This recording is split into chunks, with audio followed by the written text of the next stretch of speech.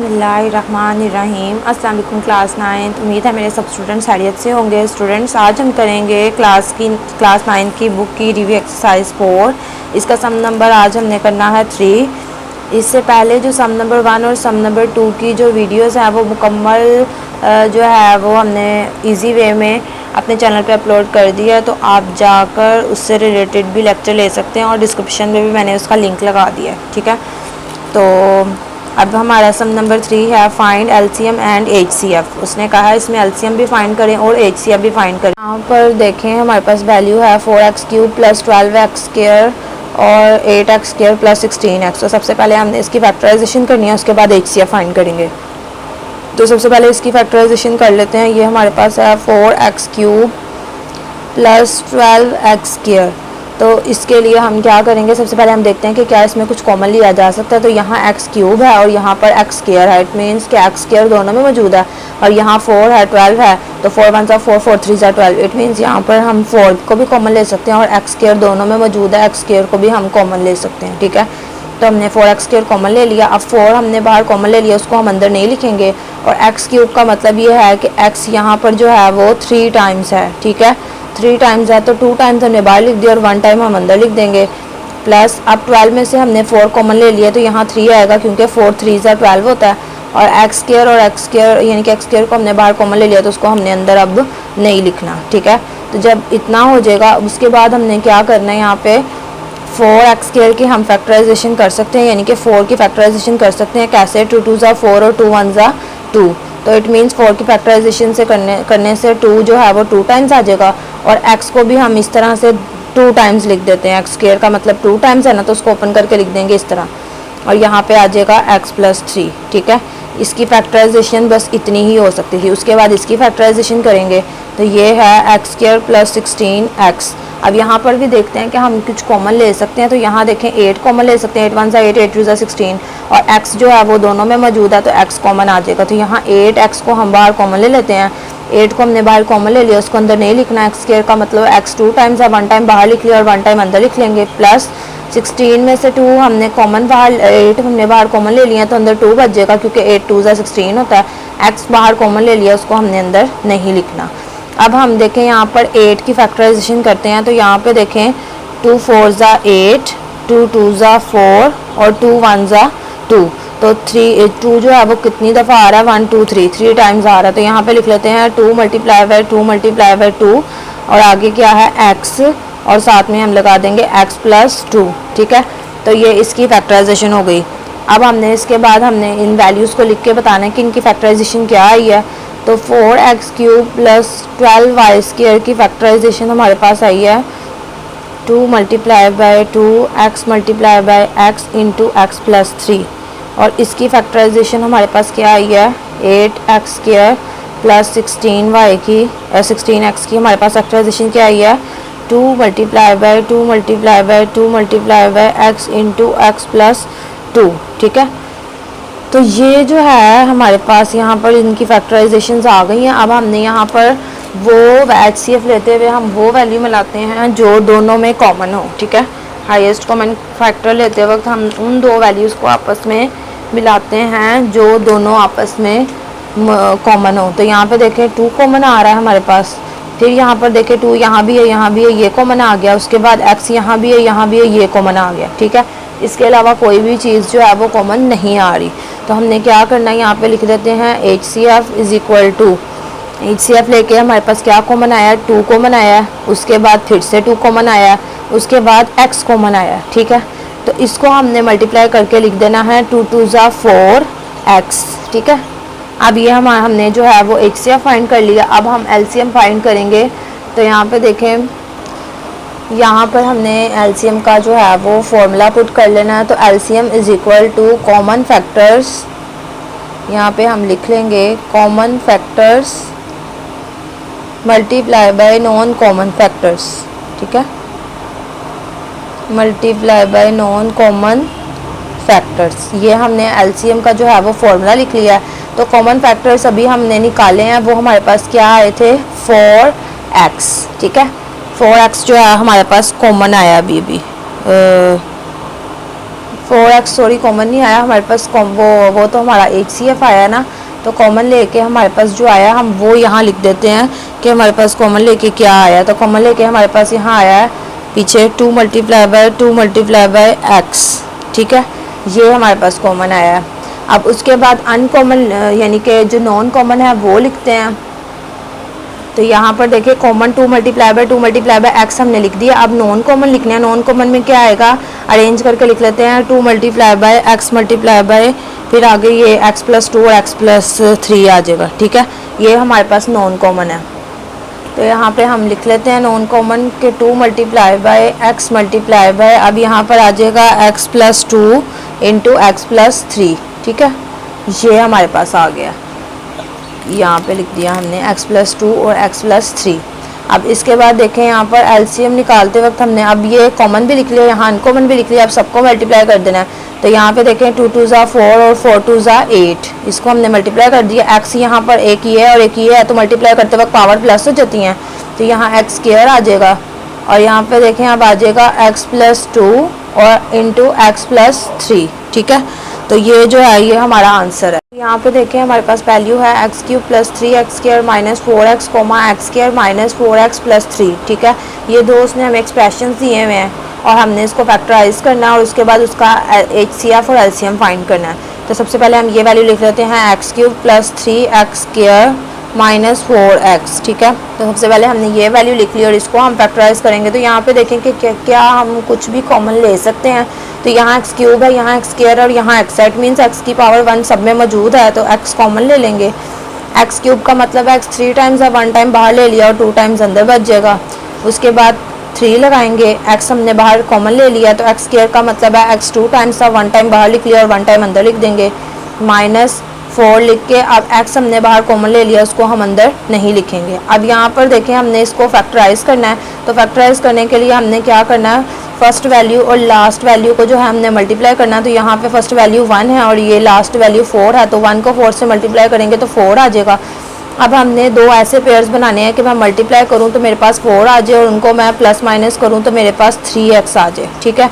Multiply करने से ये आ जाए और प्लस माइनस करने से ये आ जाए। तो अगर देखें यहाँ पर मैं 2 2 ज़ा 4 करती हूँ, तो यहाँ पर 2 में 2 ऐड करने से तो मेरे पास यहाँ 3 नहीं आएगा, तो इट मीन्स इसकी ये वाला पेयर मैं नहीं ले सकती। उसके बाद देखें यहाँ पर अगर मैं कर दूँ 4 1 ज़ा 4, तो 4 1 ज़ा 4 भी हो जाएगा और 4 में से 1 माइनस करने से 3 भी आ जाएगा। तो जो पेयर हम यहाँ पे लेंगे वो होगा 4 और 1, वो हम यहाँ पे लिख लेते हैं। जो हमने पेयर लेने हैं 4x लेना है और x लेना है, x का मतलब 1 ही है, ठीक है, 1x है।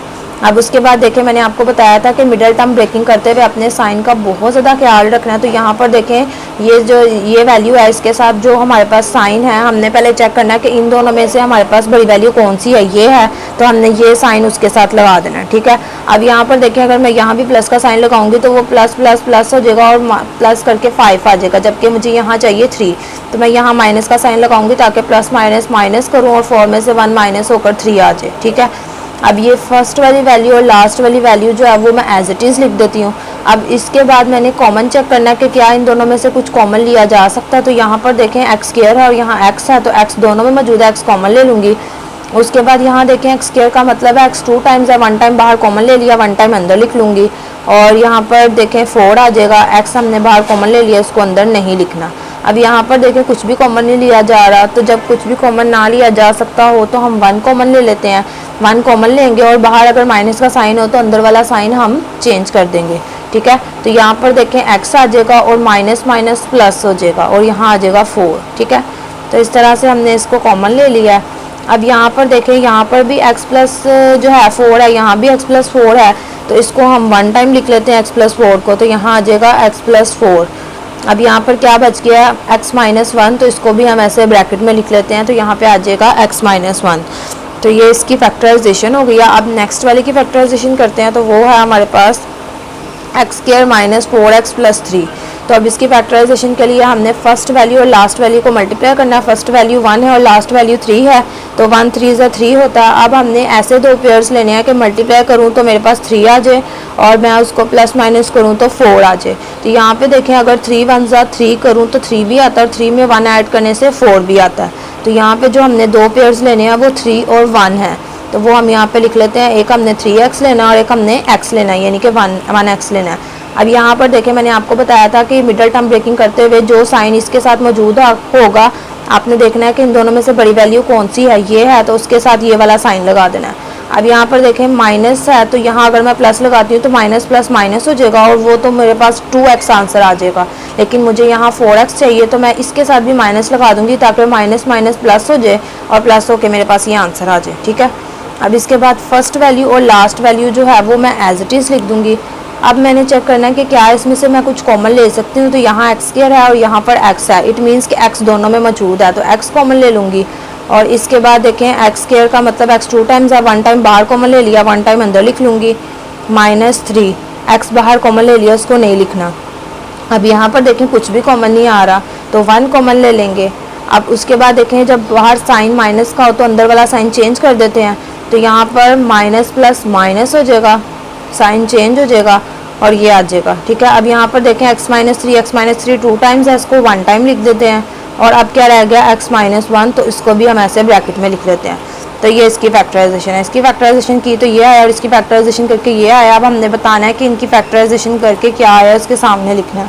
अब यहाँ पर सबसे पहले लिखेंगे x³ + 3x² - 4x के, इसकी फैक्टराइजेशन करके हमारे पास आया है x × x + 4 और x + 1, ये सॉरी x - 1, ये हमारे पास इसकी फैक्टराइजेशन करके आया। और अब हमने बताना है कि इसकी फैक्टराइजेशन करके क्या आता है, x² - 4x + 3 की, तो वहाँ उसकी फैक्टराइजेशन करके आता है x - 3 × x - 1। तो यहाँ पर देखें अब क्या चीज़ कॉमन आ रही है, x - 1 और x - 1 जो है वो दोनों में कॉमन आ रहा है। ठीक है, तो इसको हम कॉमन निकाल लेते हैं।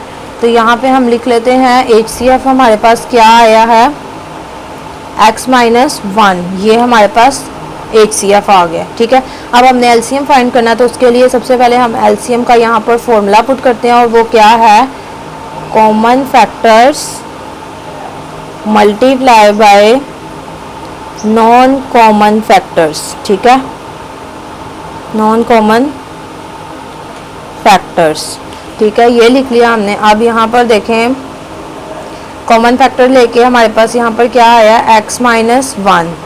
उसके बाद देखें हमने नॉन कॉमन फैक्टर्स लिखने हैं, यानी कि जो बाकी बच गए हैं वो हमारे पास क्या है, x है, x + 4 है और x - 3 है। ठीक है, तो ये हमने लिख लिया। अब यहाँ पर देखें ये हमने वो लिखे हैं जो यहाँ पर बच गए थे, तो अब यहाँ LCM लिख के हमने क्या करना है, x लिखना है। अब यहाँ पर देखें हमारे पास x - 1 है, x - 3 और x - 4 है, तो हम इसको जो है वो तरतीब से लिख लेंगे। सबसे पहले लिख लेते हैं x - 1, उसके बाद लिख लेते हैं x - 3 और उसके बाद लिख लेते हैं x + 4। ठीक है, तो ये जो है हमारा LCM आ गया और वो हमारा HCF है। इस तरह से हमने दोनों को फाइंड कर लिया। ठीक है, ये हमारा आंसर है। तो यहाँ पर देखें पार्ट नंबर 3 है x² + 8x + 16। ठीक है, तो हमने सबसे पहले इसकी फैक्टराइजेशन करनी है, तो यहाँ पे हम लिख लेते हैं वैल्यू को x² + 8x + 16। अब हमने क्या करना है, फैक्टराइजेशन का फर्स्ट स्टेप है कि फर्स्ट वैल्यू को लास्ट वैल्यू से मल्टीप्लाई करते हैं। तो फर्स्ट वैल्यू यहाँ कुछ भी नहीं 1 लिख लेंगे और यहाँ पर 16 आ जाएगा, तो 1 16 सा 16। इट मीन्स कि हमने मल्टीप्लाई करने हैं ऐसे दो पेयर्स के, उनको मल्टीप्लाई करने से 16 आ जाए और उनको प्लस करने से हमारे पास 8x आ जाए। ठीक है, मल्टीप्लाई करने से ये आ जाए और प्लस करने से ये आ जाए। तो अब यहाँ पर देखें हम ऐसे कौन से दो फैक्टर्स लें, तो अगर मैं यहाँ पर लेती हूँ 2 8 = 16, तो यहाँ पर देखें उसको ऐड करने से ये कंडीशन नहीं आ सकती, तो इसलिए हम ये नहीं लिख सकते।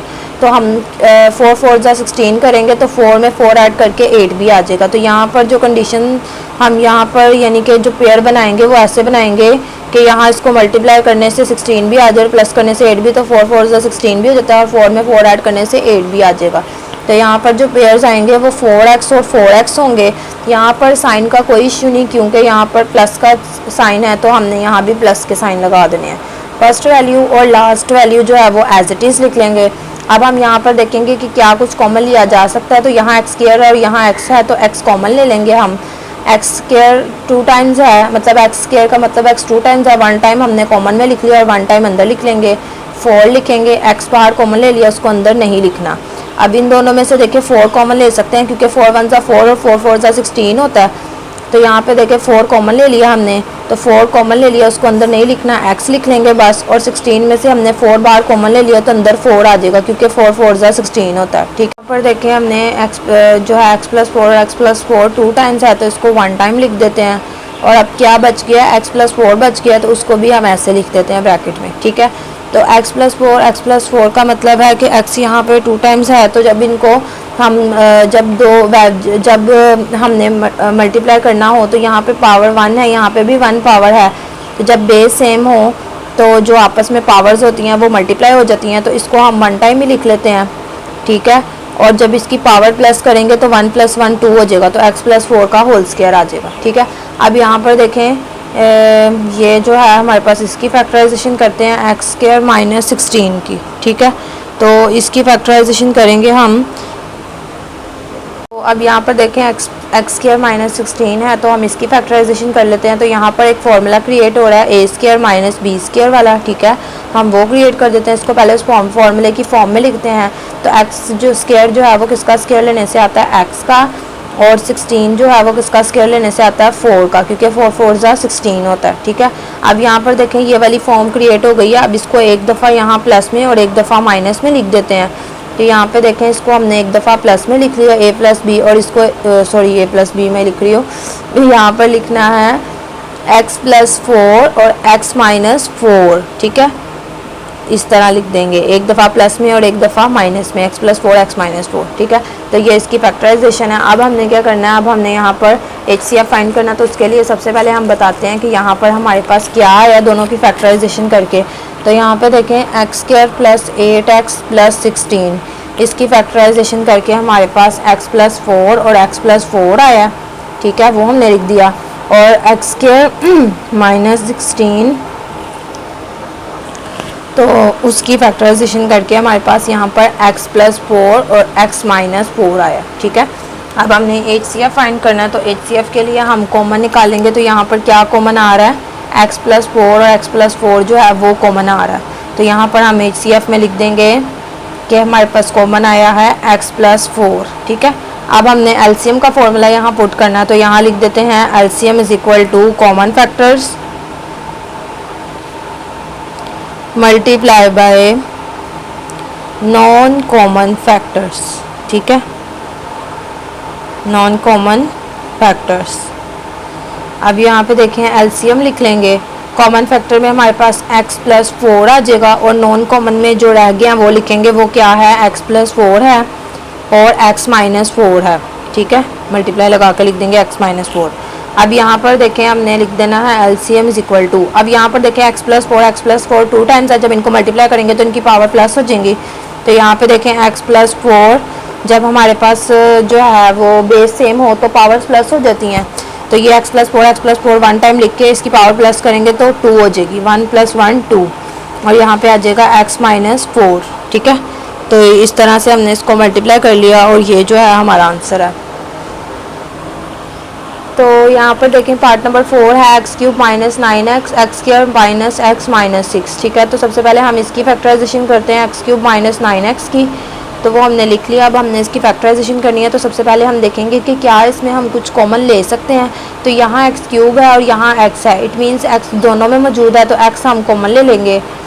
अब यहाँ x³ है, x³ का मतलब है x यहाँ 3 टाइम्स है, 1 टाइम बाहर ले लिया और 2 टाइम्स अंदर लिख देंगे। ठीक है, अब इसके बाद 9 आ जाएगा, x बाहर कॉमन ले लिया, उसको हमने अंदर नहीं लिखना। ठीक है, तो यहाँ पर कॉमन लेके ये आया। अब यहाँ पर हमने एक फॉर्म क्रिएट करनी है a² - b² के फॉर्मूले वाली। ठीक है, तो यहाँ पर इसको सबसे पहले इस फॉर्म में लिखना है। तो x² किसका स्क्वायर लेने से आता है, x का, माइनस लगाएंगे, और 9 किसका स्क्वायर लेने से आता है, 3 का, क्योंकि 3 3 सा क्या होता है 9। अब यहाँ पर देखें इस फॉर्मूले में a² - b² को जब ओपन फॉर्मूले में लिखते हैं तो a + b और a - b आता है। तो यहाँ भी इसको हम क्या करेंगे, एक दफ़ा प्लस में और एक दफ़ा माइनस में लिख देंगे, x+3 लिखेंगे एक दफ़ा, और एक दफ़ा लिख देंगे x - 3। ठीक है, तो इस तरह से जो है वो इसकी फैक्टराइजेशन हो गई। अब इसकी फैक्टराइजेशन करेंगे, तो यहाँ पे लिख लेते हैं नेक्स्ट हमारे पास एक्सप्रेशन है x² - x - 6। तो अब हमने इसकी फैक्टराइजेशन करनी है। फर्स्ट वैल्यू को हमने लास्ट वैल्यू से मल्टीप्लाई करना होता है। फर्स्ट वैल्यू हमारे पास यहाँ 1 और लास्ट 6 है, तो 1 6 हम 6 कर देंगे। अब हमने दो ऐसे पेयर्स बनाने हैं कि मल्टीप्लाई करूँ तो मेरे पास 6 आ जाए और उनको प्लस माइनस करूँ तो मेरे पास 1x आ जाए। ठीक है, तो यहाँ पर देखें हमने मल्टीप्लाई करना, तो यहाँ पर 3 2 अगर मैं 6 करती हूँ तो उसको 3 2 6 भी हो जाएगा और 3 में से 2 माइनस करने से 1 भी आ जाएगा। तो यहाँ पे जो दो पेयर लेंगे वो 3 और 2 है, तो यहाँ पे लिख लेते हैं 3x और यहाँ पे लिख लेते हैं 2x। ठीक है, अब हमने यहाँ पर साइन का ध्यान रखना है कि जो साइन इसके साथ है हमने देखना है इन दोनों में से बड़ी वैल्यू कौन सी है, ये है, तो इसके साथ वो साइन लगा देना है।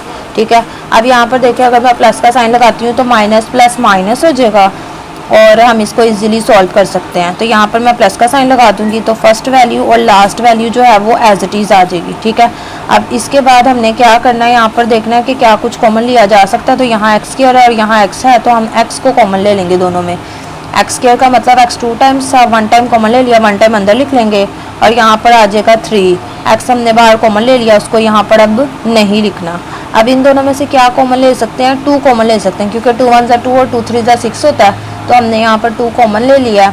अब 2 बाहर आ गया, उसको अंदर नहीं लिखना, x लिख लेंगे, सिर्फ माइनस लगाएंगे। 6 में से 2 बाहर हमने कॉमन ले लिया तो अंदर 3 बचा क्योंकि 2 3 6 होता है। ठीक है, अब इसके बाद देखें x - 3 यहाँ 2 टाइम्स है, इसको हम लिख लेते हैं 1 टाइम और बाकी क्या बचा है x + 2 बचा है तो उसको हम लिख देते हैं। ठीक है, तो इस तरह से जो है वो इसकी फैक्टराइजेशन हो गई। अब हमने वैल्यूज़ लिख कर बताना है कि क्या आई है इनकी फैक्टराइजेशंस।